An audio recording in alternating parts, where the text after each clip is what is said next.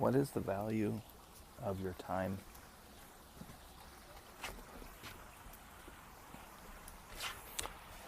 Listened to a speaker recently who was talking about young people, and he asked them the question. They were students, university lecture.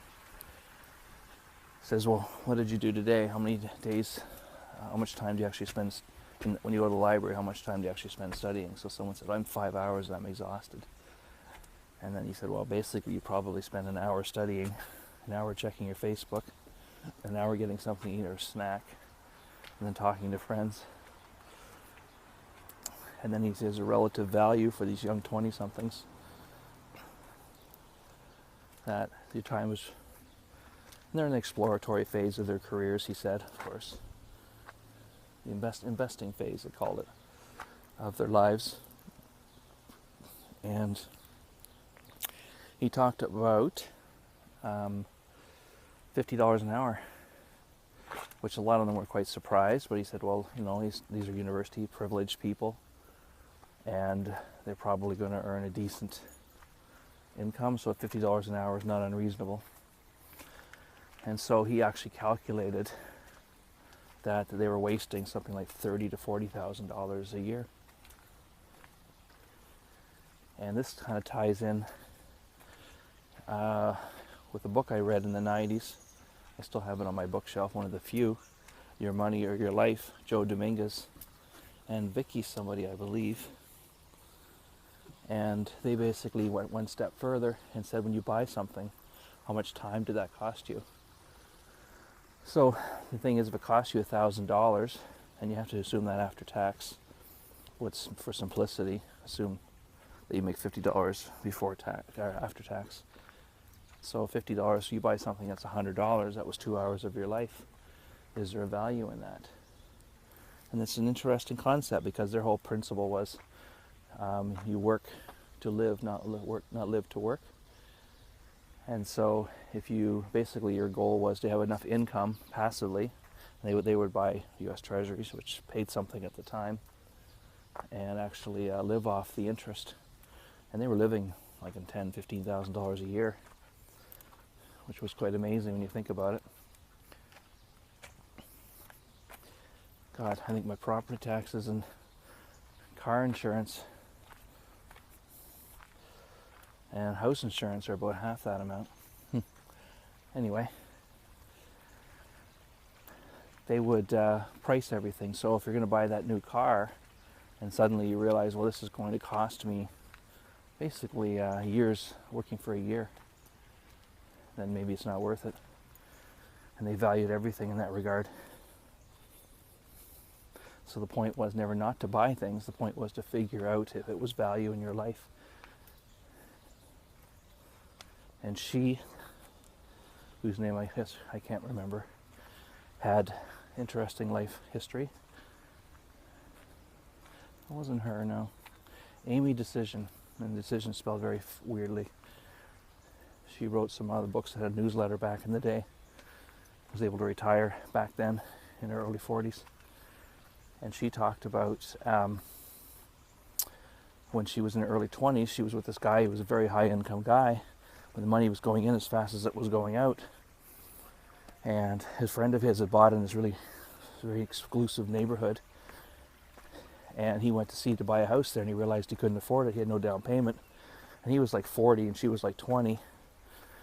And she remembers him never being able to quite figure out how his buddy had done it. And meanwhile, the guy was getting a new car every 6 months, selling the old one, taking the hit. And these were expensive cars. And that alone, in the time she'd been with him, would have paid for the down payment on this house. And that was just one bad decision that she saw him make. And so, for whatever reason, something switched in her. When she actually met her husband, they were living on his salary, had 4 or 5 kids in Maine, and in 5 years, with a $40,000 a year income, had saved like $40,000 for the down payment on an old farmhouse that needed work. She'd had actually looked at 150 houses prior to that, So she knew the house, while it looked bad on the surface, was a real value, and everyone else, all they could look at was the renovation. So she understood the value better, which is, and anyone actually is spends any time on a task, you develop that expertise. And real estate, for all its difficulties, is a relatively easy discipline if you apply yourself. And unfortunately, there's only so many good deals to be had, and it takes a lot of work. That's where most people get stalled. So anyway, she bought the house in Maine, and her kids would get clothes. They buy them used from garage sales, etc.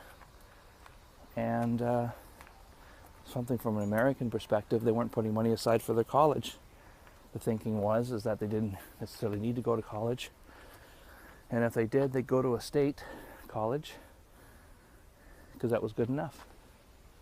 And that became kind of the calling word, or whatever she's doing is, well, that's good enough.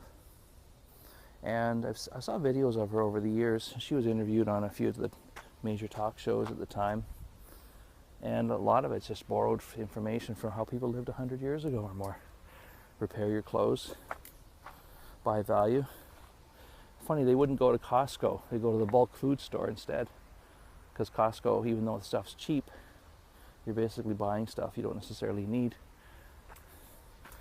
And given how overweight most people are these days, obviously we're buying way more than we need in food, etc. But they buy bulk food.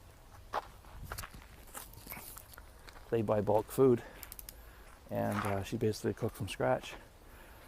I even watched her making silly putty once in a video for her kids to play with, which is kind of wild.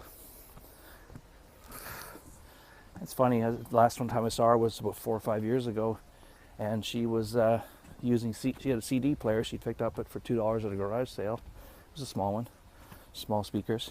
And then she was listening to CDs, and she surprised herself. These were a bunch she was picking up for 25 cents a piece at a garage sale. And she wasn't even aware who the music was, but she was quite enjoying herself. So she kind of flipped the whole thing on its head. Well, not what's popular, but let's surprise ourselves and listen to music that might have been popular a decade ago. I don't know, interesting philosophy. I cannot tell you that herself and her husband and the kids definitely look far happier than most of the grim-faced people I see. And we all know that if money bought happiness, then the rich and upper middle class would be the happiest people on earth. But that's not the way the world seems to go. Although they do seem to be able to hold on to their marriages far better than the poor and middle class these days. We're just getting killed in the income scale. Our real wages have fallen for decades now. So, yes, they have access to more entertainment, etc. than ever, but once again, those are things you're spending money on that's costing you a fortune. And is it really making you happier?